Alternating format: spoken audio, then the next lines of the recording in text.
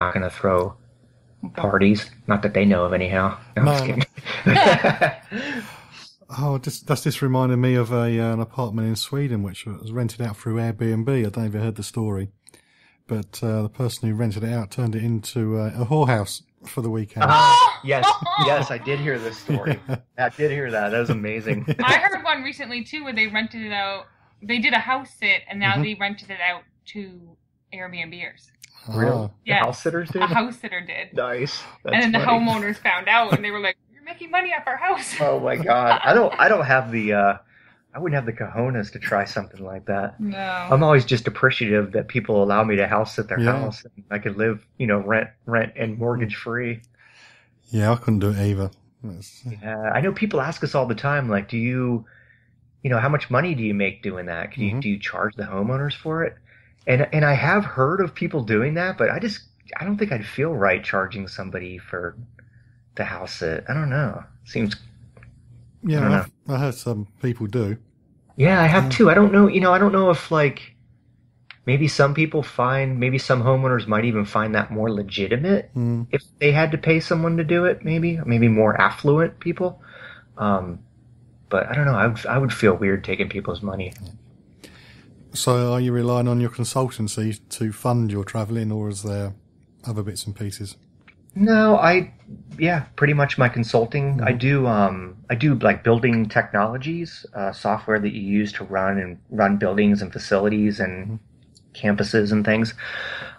So primarily that's how we fund it. We have our blog and we started a podcast, and I've made a couple bucks here and there we have an Amazon portal. So go through our Amazon portal and to help us, help support our podcast. And I make a little bit of money doing that, but nothing that would sustain us for any length of time. Yeah, I've met loads of people say, just have a podcast and a blog, you'd be rich. But I haven't actually met anybody willing to show me their bank statements when they say that. Yeah, I think that's a rare gem. I enjoy doing the podcast. I just enjoy talking to people, and lately I've been having guests on the show, and it's been very inspiring listening to people's stories. Yeah, that's why I like having guests on. It's better than hearing me talk anyway. I know. The first kind of 5 or 6 episodes that I did of sort of my new format of the podcast was just me talking. Because I was just talking about things that I know about, but I sort of hit a spot where now. So I wrote this book, and I've been putting it out one chapter at a time on our website, and then each week I do a podcast that corresponds with the chapter of the book. And I've sort of hit this spot now where I'm talking about things that I've never actually done myself, like wolfing, which I think we talked about with you the last time we were on the show, or couch surfing. Yeah. So now I'm asking people to come on the show to interview them about those types of activities, so that our listeners get information from somebody who's actually done it, and not just me speculating. You can follow me on Twitter at holiday_hut. So I'm talking to the Traveling Chimps. We've just found out that they spent most of 2015 in Washington, D.C., and I was interested to know whether they felt that maybe that was it, that was the end of their travels, or whether they were spending a lot of time planning where they were going to go to next. Not really. It just kind of fell into our lap. Yeah, exactly. It just sort of played out that way. We knew that we didn't want to stay in D.C. for more than a year. We knew that. At work, I was sort of moving my way through the organization to a position where I would kind of free myself up, or thought I could free myself up. Then when it got time to put in our notice to get rid of our apartment, so we just went ahead and did it without any safety net or anything. We had nowhere to go. And it just kind of worked out. It was weird. It was kind of like as soon as we gave that notice, within a couple of days, we had a friend of ours that we met through another house sit opportunity that we did in Florida. She reached out to us saying that she needed a house sitter for, I don't know, almost 2 months. So we basically started off this year with a 2-month house sit, almost a 2-month house sit to start the year. So it just kind of we just hit the ground running just like we did in 2014. It was almost like nothing had changed. Whereabouts in Mexico are you traveling to? So we are traveling to San Patricio, and that is on the Pacific coast. I don't know. I can't say what's the famous town there, the famous tourist Porto spot. Vallarta. Yes, that Yep. is it. I cannot say that word for the life of me. But it's about 4 hours south of there. So from eyeballing the Google map, it looks like it's about, I don't know, halfway down Mexico from, between Tijuana and Guatemala. Is there anything down there you're really looking forward to seeing or taking part in once you get there? Yes, the beach. Yeah. Beach. Yeah. So the place that we're house sitting is pretty much right on the beach, and looking forward to getting sunburned. That will happen. And doing some surfing too. I like to surf. There's whales as well down that part of the world as well. Sometimes of the year, so you never know. You might see a whale. Yeah, that would be awesome. Yeah. I've been to the Pacific side of Mexico, and I can remember standing in the sea, and the sea was around my ankles, and all of a sudden it was around my neck, and it Really? just seemed to be so weird. I'm not used to it. I'm used to the Atlantic and the Caribbean, Yeah. which doesn't move. So Right. Yeah, that's true. And I remember the sand being really, really hot to walk on. So you be careful with your feet over there. Yeah, definitely. I was looking at the surf reports, and they said that it's got really, really good surf. But it said look out for rocks and look out for sharks. So I didn't know how I felt about that, actually. Yeah, something to look out for. Yeah, right. You're consulting, so you're backing up your income by being a consultant. Are you going to be able to communicate with your customers who are right down there? Is there internet where you're house sitting, or do you have to arrange something once you're there? No, actually, apparently they have really good internet service there. I think it's maybe Telmex, I believe. Okay. And it's supposed to be really, really good. So as long as I have an internet connection, I can do pretty well. The other thing is a little bit of a travel hack for at least American travelers. We're switching over. I had to buy a new phone because I needed to have a GSM phone. Okay. So most of the American mode of phone is a CDMA, which doesn't really work well in countries outside of America. So I just bought a GSM phone, which an unlocked GSM phone. It's supposed to pretty much work anywhere in the world.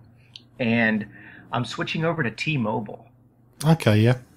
And T-Mobile, it says anyhow that the phone will work in Mexico and in Canada, and obviously the U.S. as well. Yeah. So I should be able to keep my same phone number, and I don't even know if people will even know that I'm in Mexico when they call me. You never know. My phone's GSM, and it worked in Mexico. Yeah. Although I didn't recognise the phone number, so I didn't answer it, and I still got charged £6 for the privilege of not answering the phone, which I was a bit miffed about. Really? So you do have to be careful with your tariffs, especially Yeah, for no the kidding. Englishman. Yeah. Yeah, the T-Mobile claims that it's no additional charges, it's no additional roaming, and your data plan works the same way it would in the United States. So I'm planning on testing that. Yeah. That doesn't work if you've got a British tariff. Trust me, that can be very, very expensive. Yeah, I bet. There's been a little bit of bad press about that part of Mexico over here in the UK. Is there something you'll write about when taking your kids down there, or do you think it's just blown out of proportion? I think that it's worth being mindful of, and I plan on being smart about traveling through there. But I have a feeling that it's probably a little bit blown out of proportion, especially in the current political cycle here in the United States. We're gearing up for our next presidential election, and seems to be a lot of fear mongering, especially with Trump's words about Mexico. So I don't think that helps things, at least from people's perspectives in this country, anyhow. But I'm not too worried about it. I think as long as you're smart about it, keep your head in the game. I'm not going to drive during the night. I was told to keep a little bribery money in your pocket.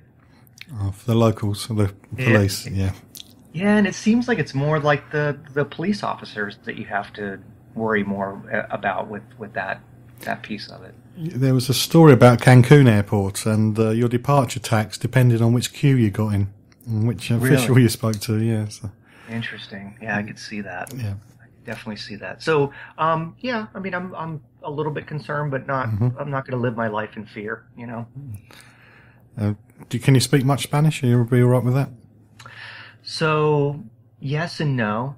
So I've been really working on it. We have known that we're going to head. Well, so we actually were planning on kind of leaving the United States anyhow and going somewhere south of here, even prior to getting this house sit in Mexico.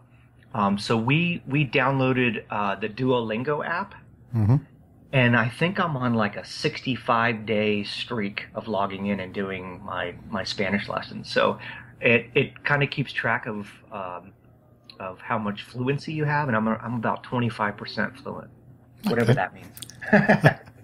So I'm looking forward to putting it to the test. How about that? Well, good luck with that. I did Spanish for a year at school, and all I can remember is calamares and no say. But that's it. That's funny. So what do you want to do once you've done the house sitting in Mexico? Do you want to go further south, or are you going to go back north? No, I'd like to go further south, actually. Yeah, we'd like to spend some time in Central America, and I wouldn't mind living in Buenos Aires for a little while, and checking out Argentina. And then, that, I don't know where that gets us. I mean, that we'll be in Mexico till almost the end of the year. So I guess any further movement south would be going into the next year. And we were also thinking about maybe going to Spain at one point, spending some time in Spain. But you never know, man. We just kind of fly by the seat of our pants. We'll see what opportunity presents itself, and we'll do that. What would you say? You've been doing this for a while now. What would be the golden tips for somebody who's going to start off to do this for the first time? Oh, that's a good question. I think, and I think we alluded to this earlier in the conversation, but I think, planning is good, but I think you'll find that a lot of the planning goes out the window pretty quickly when you actually go to apply it. And I think having just a sense of adventure and a willingness to kind of just let things happen is a great mindset to have, I guess. Don't get too hung up on, well, we got to get from here, point A to point B in this amount of time, and we have to stay here and here and here and see this. And, I think fly by the seat of your pants a little bit and just, relax and let the stress level kind of dissipate. It'd be very difficult for me. I get very stressed when I travel, even though I've been organising it for people for years, Yeah, it just, I guess the more you do it, the easier it gets, I guess. So how can we keep up with your adventure in Mexico, and if you come over to Spain, what's the best way of finding out what you're up to? So the best way to find us is through our website, which is travelingchimps.com. And we're also on Facebook, Twitter, and Instagram, all of which are Traveling Chimps as well. And we have a podcast as well that we started about 2 months ago, I guess. And we're basically doing a podcast talking about, how to do this, how to be a family vagabond, basically. You can find the podcast link from your blog site, or is there a different website for that too? No, absolutely. You can find it at travelingchimps.com. You can also find us on Stitcher and iTunes. So if you just go to Stitcher and iTunes and search for Traveling Chimps, it'll come right up. Okay, well, thanks, CJ. Thanks for your time. I look forward to catching up with you, hopefully not as long as it was last time, and find out how you're getting on in Mexico.